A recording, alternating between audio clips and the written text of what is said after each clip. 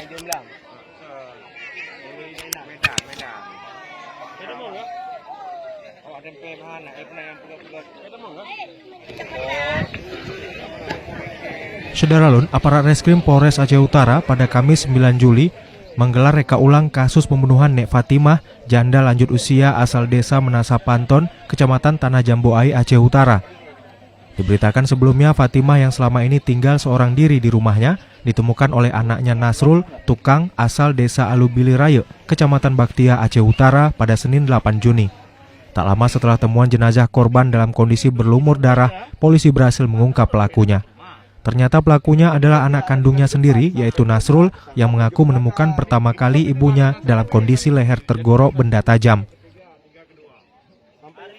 Amatan serambinews.com sekitar pukul 9.30, aparat kepolisian tiba di lokasi dan memasang polis lain untuk memudahkan reka ulang. Selain itu, masyarakat juga sudah menunggu untuk melihat langsung adegan pembunuhan tersebut. Pisau itu sebelum kau simpan, kan bahasanya begitu. Itu di mana? Tersangka Nasrul memperagakan reka ulang itu dari mulai membeli pisau, kemudian menyimpannya di bawah rumpun pisang. Selanjutnya pada 8 Juni, pelaku masuk ke dalam rumah dengan memanjat dinding dan meminta uang namun tak diberikan oleh sang ibu. Karena kesal tak diberikan uang, Nasrul langsung menggorok leher Fatimah dari belakang dan merampas kalung emas di leher ibu kandungnya itu. Adegan terakhir yang diperagakan pelaku adalah berpura-pura nangis dan kemudian memberitahukan kejadian itu kepada warga. Di skrip.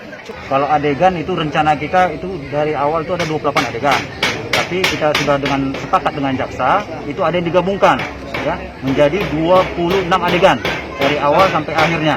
Jadi kita berkurang ya, 2 adegan tadi kita kurangi itu karena kita gabungkan. Itu saya rasa. Untuk hal-hal yang baru saya rasa itu tidak ada lagi yang diapakan, kita udah clear sama jaksa, udah sepakat semua.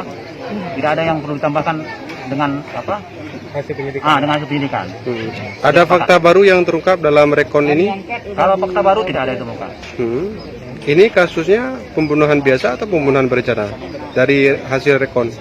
Itu kita tidak bisa tersimpulkan, tapi ini kita lihat hanya fakta-faktanya bahwa dia sebelum melakukan eksekusi dia itu telah menyimpan pisau, baru mengambil pisau. Ini nanti kita lihat aja nanti hasil penyidikannya bagaimana.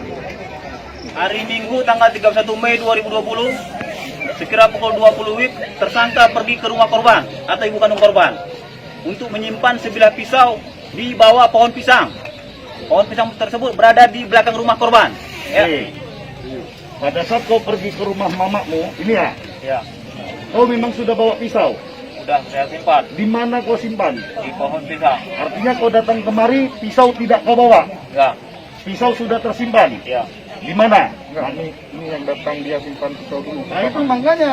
Dia bawa pisau. Pengertian, kau datang kemari bawa pisau nggak? Jadi sudah nak bawa. Hana. Untuk menyimpan sebilah pisau. Sepahaman kita, kau datang kemari untuk menyimpan pisau. Mana kamu simpan? Pisau itu sebelum kau simpan, kan bahasanya begitu. Itu di mana? Di kedai aku beli. Seminggu kemudian, ya seminggu kemudian dari kau nyimpan pisau. Kau ingat ya, seminggu kemudian, karena 8 Juni. Peragakan. Yang tadi 1. Nah ini masih 1 nih bang ya.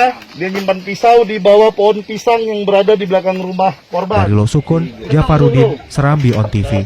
Betul, foto bang, adegan 2. Ada tambah itu tambah bang, ini tambah 2A.